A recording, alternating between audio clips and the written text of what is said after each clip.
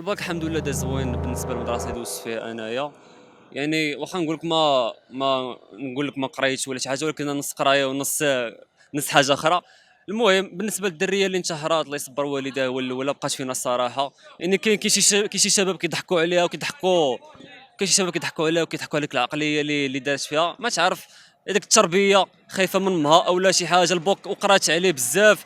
يعني النفسيه راه كتاثر، هي اول حاجه. يعني كاين اللي قلبه هشيش وكاين اللي قلبه قاصح على حسب الزمان فين عايش. المهم كنحاول نوصل لكم باللي هذا الباك واخا هو راه مهم، ولكن ما يستاهلش دير عليه هذه الحاجه كامله. الباك فيه خير، وهذاك ما جاش راه كاين سنين بحال دابا حنا انا بعدا مثلا انا احرار ليبر، راه عندي 4 سنين ديال الباك، عامين متمدرس وعامين ليبر. ودابا ما كاينه، ما بقاش فيه الحال 4 سنين كندوز، ومازال ان شاء الله 10 سنين ندوز، تنتزوج ونزيد ندوز نبقى غادي. المهم غير ما يبقاش فيك الحال. كاين سنين طويله وما تعرف فيك تخرج شي حاجه تكون فيها خير. كاين الناس راه ما عندهمش الباك، راه دايرين فلوس، دايرين زباله فلوس ومخدمين الناس تحتهم عندهم الباك وما عندهمش الباك. المهم شويه عليكم، الباك درتي فيه شي حاجه ما درتيش فيه شي حاجه ماشي مشكل، درستوا عليكم شويه عليكم، والله يكون في ولكم الخير، والله يرحم الدريه اللي مات مسكينه الله في يرحمها اسفي. الله يرحمها. الله يصبر والديها. واخا الاستاذ دار داكشي اللي عليه، ولكن فهمتيني انا بعدا ما نقدرش نلوم الاستاذ حيت هو دار خدمته. من غير انا ما عرفتش بالضبط القوانين، واش الدريه خصها تبقى في اداره ديالها ولا لا، ولا تخرج، انا ما عرفتش بالضبط. ولكن الاستاذ انا في نظري دار الخدمه ديالو، حيت كاين اساسي ديال اللي ما كيحملوش الغش. يعني بالنسبه لهم راه حاجه راه حرام، وراه فري هو حرام. المهم الله يسهل عليكم وكل توفيق. الحمد لله الباك كان في متناول، واخا صعيب شويه. بالنسبه للبنت اللي ماتت الله يرحمها، الله يصبر والديها والله يصبر العائله ديالها.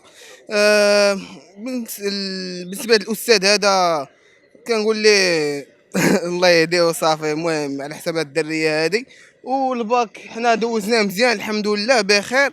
داكشي واخا الاساتذه اللي كانوا مزيان معنا شويه، ولكن الحمد لله على كل حال. الحمد لله فقنا مزيان وجينا مستعدين لهذا الامتحان هذا ديال الماط. ولكن الاستاذ هادشي هذا طويل بزاف استاذ وحق الله. هادشي ما قرينا اغلبيه ما قريناش هادشي هذا. والباك حلاوته عامين وديما وداد.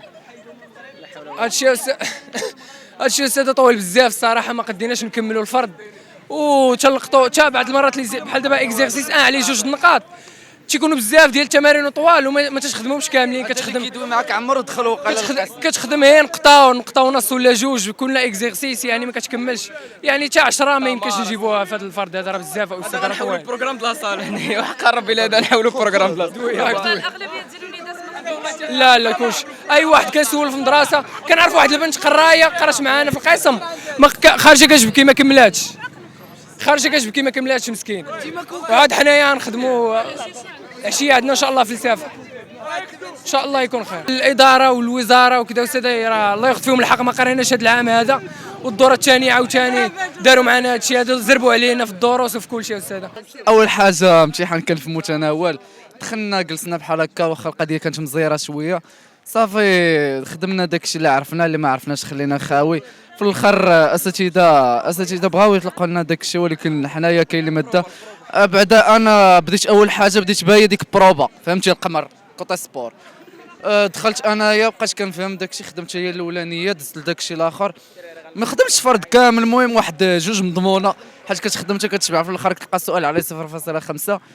المهم ونتمناو من الله ننجحوا، ولا ما نجحناش حلاوه الباك عامين. ما تنساوش تابوناو في لاشين وتاكتيفيو الجرس باش يوصلكم جديد فيديوهات بيربريس، وتبارطاجيو مع صحابكم.